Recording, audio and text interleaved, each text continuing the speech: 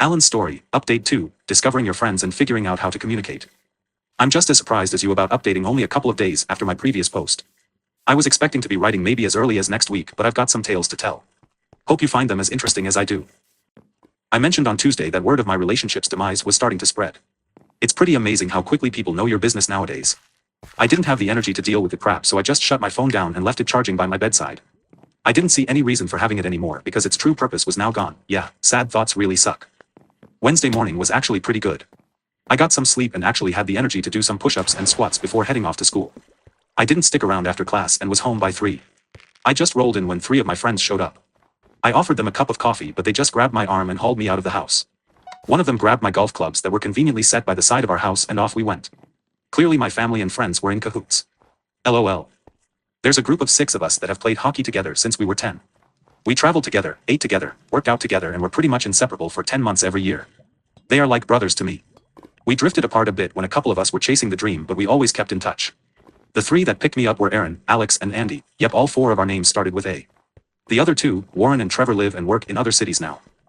I got an earful from the guys about answering my phone. I just explained that the amount of stupid texts was starting to overwhelm me and they let it go.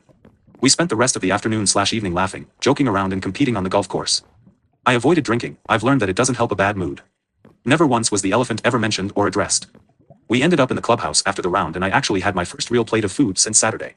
They dropped me off around 10 and I just felt better. Everyone needs friends like that. Thursday started well. I was able to go on my first run in a while.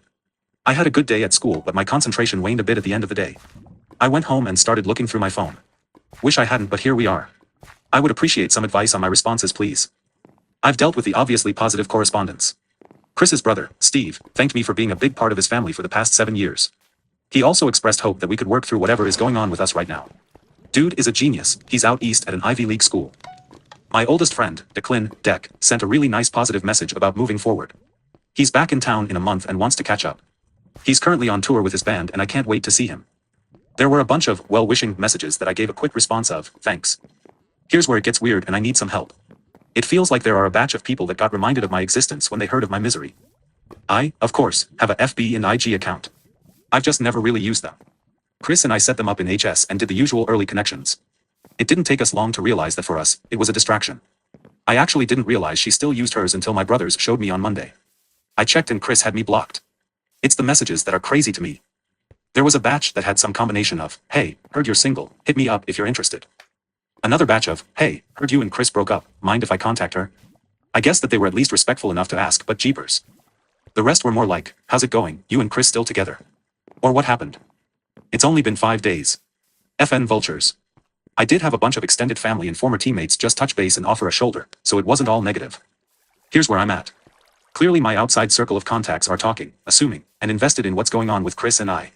I can stay silent and let the waters continue to churn, or I can put out a message and try to calm the waters down. My issue is that any message that I think of just sounds, well, weak. Like WTH do I say? Chris and I are taking a break in order to find ourselves. WTF does that really mean? And I'm pretty sure that kind of message would just intensify the already stormy waters. Any ideas or assistance would be appreciated.